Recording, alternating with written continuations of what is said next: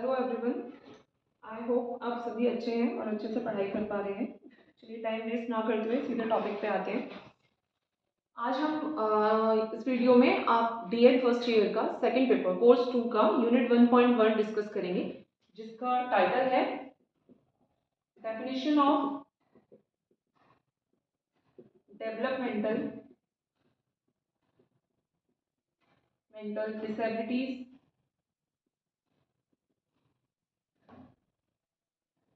Developmental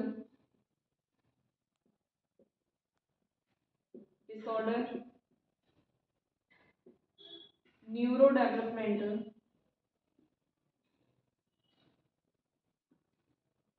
disorders, developmental delay,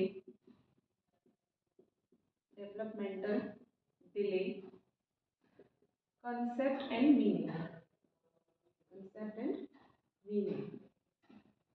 ये आपका title है यूनिट पेपर टू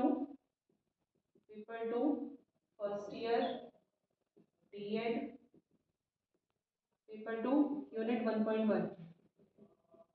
ठीक है, ये आपका टाइटल है 1.1। अब इसके अंदर देखिए 3 से 4 कुछ टर्म्स दिए गए हैं जो थोड़े कंफ्यूजिंग भी हैं, थोड़े सुने हुए भी हैं और कुछ लोगों के लिए नए भी होंगे। ओके, तो इसको हम ये जो वर्ड्स हैं इनको समझते हुए हम आगे बढ़ेंगे। जब एक बार हम इनका कंसेप्ट और मीनिंग समझ लेंगे तो हमें इनकी डेफिनेशंस याद करने में बहुत आसानी होगी। तो मेरा ये मानना है कि जो भी चीज़ें हम पढ़ें हम समझते हुए पढ़ें, जिससे हमें आगे और चीज़ें समझने में आसानी होगी और हम इन सब चीज़ों को आसानी से अपनी एजुकेशन में इम्प्लीमेंट कर पाएंगे। ठीक है, तो इसलिए हम इन सबको समझते हुए आगे बढ़ेंगे।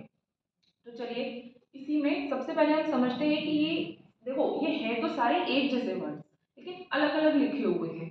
अगर ये एक जैसे वर्ड्स हैं और इनका मीनिंग एक है तो ये एक ही जगह लिखा होता है, ये अलग अलग क्यों लिखे होते हैं सारे वर्ड्स, है ना।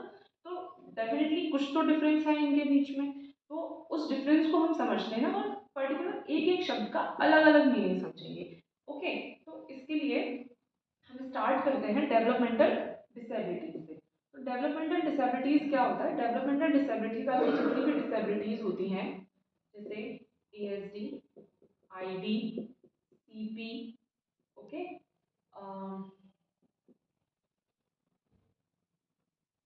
सीपी एक्सेट्रा, ये सब क्या होती हैं? आपकी डेवलपमेंटल डिसेबिलिटीज होती हैं।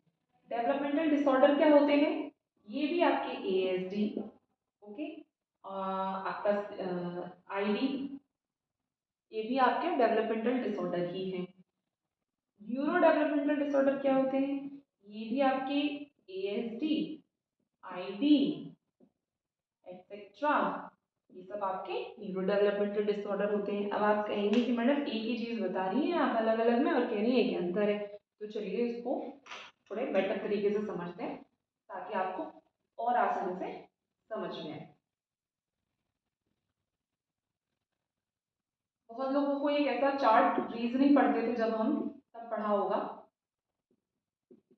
सीता, गीता, रमा इत्यादि लड़कियां, ये सब क्या है? लड़कियां हैं। ठीक है, मतलब क्या? ये सीता, गीता, रमा ये सब क्या है? लड़कियां हैं। एक और समझ लेते हैं, कबूतर, यहाँ पे लिख देते हैं चिड़िया। ठीक है, कबूतर हो गया आपका। और स्पैरो को हिंदी में क्या बोलते हैं? I don't know. स्पैरो हो गया आपका। ठीक है, जो छोटी चिड़िया होती है हमारी इंडियन बर्ड जिसे बोलते हैं वो। मतलब क्या है, ये अलग अलग जितने भी बर्ड्स हैं वो सब क्या है? कबूतर और ये स्पैरो और ईगल वीगल जो सब क्या है, ये सब क्या है? बर्ड्स हैं, चिड़िया हैं। राइट, ये डायग्राम सबको समझ आ गया होगा, ये हम रीजनिंग में पढ़ते हैं। इसी से रिलेट करके मैं कोशिश करती हूँ आपको वो सारी टर्म्स समझाने की। ओके, देखिए ये है आपका डेवलपमेंटल डिसेबिलिटी। ठीक है, ये है आपका डेवलपमेंटल डिसऑर्डर। ओके, ये है आपका न्यूरो डेवलपमेंटल डिसऑर्डर। यही है ना आपके सिलेबस में 1 2 3 जी, ठीक है। ये है आपके डेवलपमेंटल डिसऑर्डर। डेवलपमेंटल डिले के बारे में हम बाद में बात करेंगे। अब इतने से आप समझिए कि ये इसका सबसेट है, ये इसका सबसेट है। ओके, ये है एक ही कैटेगरी, लेकिन छोटे छोटे रूप हैं। एक डेवलपमेंटल डिसेबिलिटी का सबसेट है डेवलपमेंटल डिसऑर्डर, और न्यूरो डेवलपमेंटल सबसेट है डेवलपमेंटल डिसऑर्डर का। ओके, अब इनको हम समझते हैं अलग अलग, क्योंकि अब ये कंफ्यूजिंग हो सकता है आपके लिए, थोड़ा और इसे डिटेल में समझेंगे। डेवलपमेंटल डिसेबिलिटीज समझेंगे हम। ये बहुत ही ब्रॉड टर्म है, ये आप कह सकते हैं डिसेबिलिटीज के एरिया में एक ब्रॉड टर्म है जो डिसेबिलिटीज को रिप्रेजेंट करने के लिए यूज किया जाता है। डेवलपमेंटल डिसेबिलिटी ये इंटेलेक्चुअल और फिजिकल दोनों तरह से हो सकता है। ठीक है, इंटेलेक्चुअल और फिजिकल, जैसे कि सीपी, आईडी, एएसडी एक्सेट्रा, ये सब क्या है आपके डेवलपमेंटल डिसेबिलिटीज है। ओके, ये ब्रॉड टर्म है, ये लाइफ लॉन्ग कंडीशन है, लाइफ लॉन्ग कंडीशन है ये आपकी। ओके, तो ये क्या है हमारा डेवलपमेंटल डिसेबिलिटीज, जो कि ब्रॉड टर्म है। ये इंटेलेक्चुअल और फिजिकल हो सकता है, ये लाइफ लॉन्ग कंडीशन है, ये इनहेरिट या जेनेटिक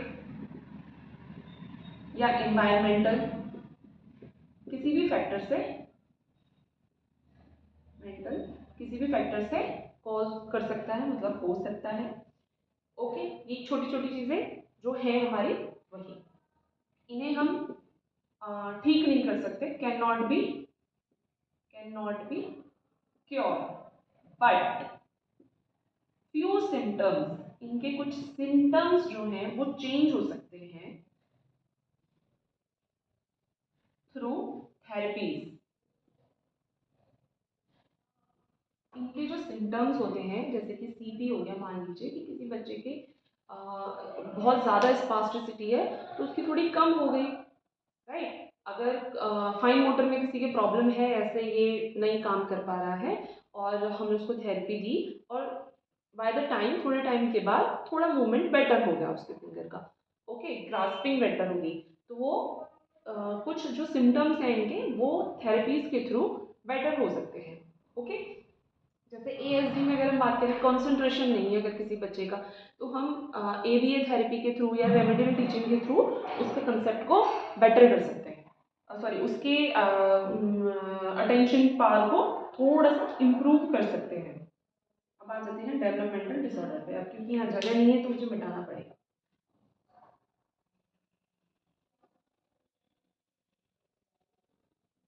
डेवलपमेंटल डिसऑर्डर पे आ जाते हैं।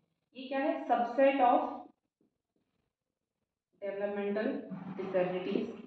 ओके, ये क्या है, इसका सबसेट है डेवलपमेंटल डिसेबिलिटीज का। ये intellectual, physical, emotional, social etcetera areas को इफेक्ट कर सकता है। ठीक है, it effects intellectual, physical, emotional, social areas. Okay, ये लाइफ लॉन्ग कंडीशन है,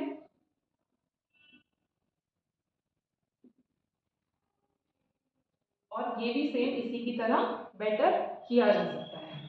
ठीक है, सिम्टम्स को बेटर किया जा सकता है। फिर इसमें हम समझ सकते हैं कि इंटेलिजेंस को,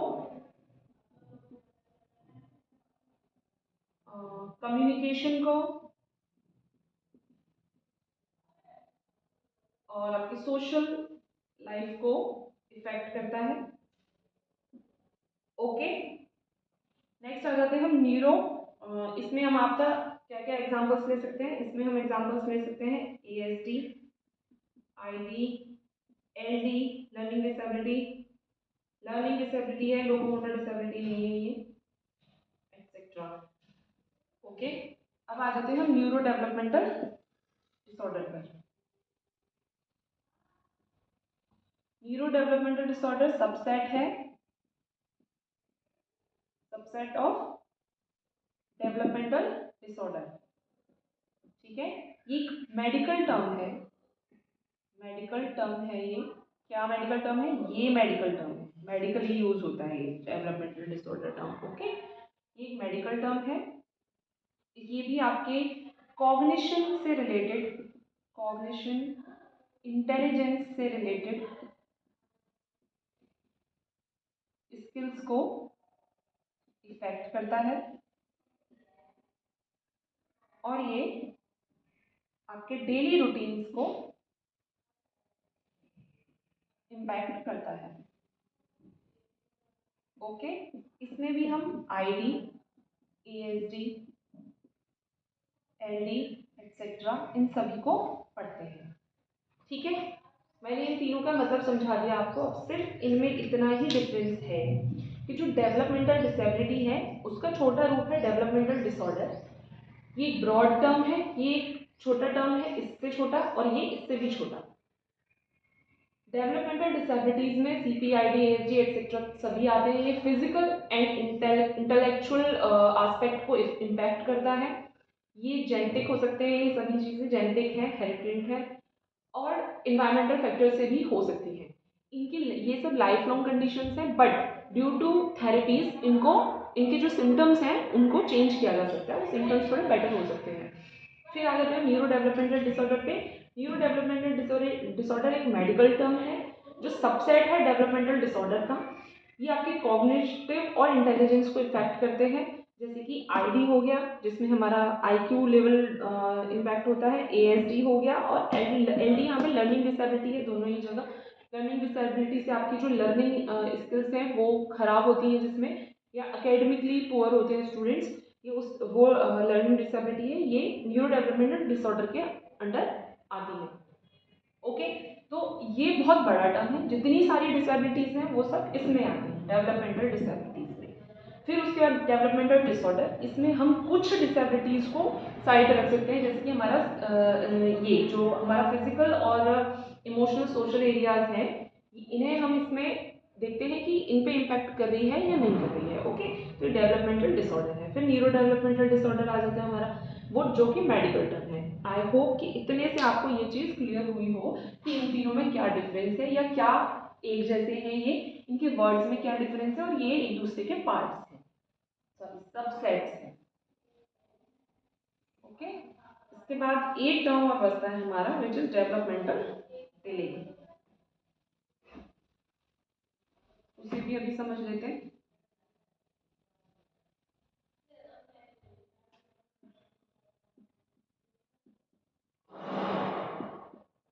डेवलपमेंटल डिले, इसका क्या मतलब है?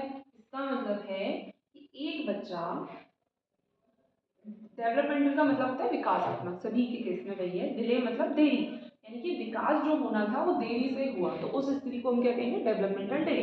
जैसे कोई बच्चा अगर 6 महीने में, 6 मंथ के बच्चे को अगर 2 वर्ड्स या 1 वर्ड बैबलिंग करनी थी, जिसे हम बैबलिंग कहते हैं, अगर उसे बैबलिंग करनी थी और उसने बैबलिंग नहीं की एट 6 मंथ, ठीक है, तो वो क्या है? डेवलपमेंटल डिले चल रहा है उसका। मान लीजिए किसी बच्चे को 1 साल की उम्र में बोलना सीखना था, 3 वर्ड, 2 वर्ड या सेंटेंस एक बोलना था, बट वो बोलता है 3 साल की उम्र में जाके, तो वो क्या है? उसका डेवलपमेंटल डिले स्पीच है। ओके, उसकी स्पीच क्या है? डेवलपमेंटली डिले है। इसी तरीके से हम इसके और भी एग्जांपल्स ले सकते हैं। जैसे हम आईडी को समझते हैं, अगर आईडी में एक बच्चा है जो 10 साल का है, लेकिन उसका आईक्यू कितना है? 5 साल के बच्चे के बराबर, तो ये डेवलपमेंटल डिले हुआ या नहीं हुआ? विकास साथ भाई। अब ये सारी चीज़ें जो डेवलपमेंट है वो डिले हो रहा है। हालांकि जो आईडी है हमारा, आईडी ड्यूरिंग प्रेगनेंसी ही ब्रेन ग्रोथ जो होती है वो नहीं हो पाती, जिसकी वजह से होता है। अब इसी की वजह से हमारे और जो टर्म्स हैं, जैसे कि फिजिकल ग्रोथ कह लीजिए आप, फिजिकल ग्रोथ की किसी की हाइट अच्छी होनी थी लेकिन नहीं हुई, बच्चा जैसे हमारे में एक वो होता है ना बौनापन, एक डिसेबिलिटी है, ड्वार्फिज्म, ड्वार्फिज्म हो गया लेकिन एज बढ़ती जा रही है और हाइट नहीं बढ़ रही है बच्चे की, पर्सन की, तो वो ड्वार्फिज्म में चला जाएगा और वो क्या है, डेवलपमेंटल डिले हो गया, उसका डेवलपमेंट डिले हो गया, राइट। ये सब क्या है, डेवलपमेंटल डिले है। यानी कि जिस एज पर, किसी पर्टिकुलर एज पर जो माइलस्टोन था, माइलस्टोन का मतलब है कि इस पर्टिकुलर एज पे ये काम हो जाना चाहिए था, वो अगर नहीं होता है तब वह बच्चा डेवलपमेंटल डिले की तरफ इशारा करता है, मतलब वो डेवलपमेंटल डिले की कैटेगरी में चला जाता है। Okay, understood. तो हमने क्या क्या कवर किया, हमने डेवलपमेंटल डिसेबिलिटीज कवर किया, डेवलपमेंटल डिसऑर्डर कवर किया, उसके बाद न्यूरो डेवलपमेंटल डिसऑर्डर कवर किया और फिर डेवलपमेंटल डिसेबिलिटीज। अब इनके सबके आपको मीनिंग एंड कंसेप्ट आप समझ चुके हैं, ठीक है। अब आपको उनकी डेफिनेशंस याद करनी है, जो कि आप गूगल से या पर्टिकुलर किसी भी बुक से, कहीं से भी, किसी के अकॉर्डिंगली, जैसे कि एक इसके लिए मैं कहूँगी आपको, जब भी आप एग्जाम में डेफिनेशंस लिखते हैं तो हमेशा याद करें कि अकॉर्डिंग बाय ऑथर का नाम जरूर होना चाहिए, उसमें अकॉर्डिंग जरूर होना चाहिए। जैसे हम आईडीडी की लिखते हैं एएएमआर के थ्रू, एएमआर की बाय एएमआर, ऐसे करके आपका पूरा होना चाहिए। तो आप जो इनकी डेफिनेशंस हैं वो आप गूगल से सर्च कर सकते हैं और फिर वहाँ से याद कर सकते हैं, क्योंकि अगर आपको कंसेप्ट और मीनिंग इनका आ गया है बहुत अच्छे से तो आपको डेफिनेशन समझने में आसानी होगी।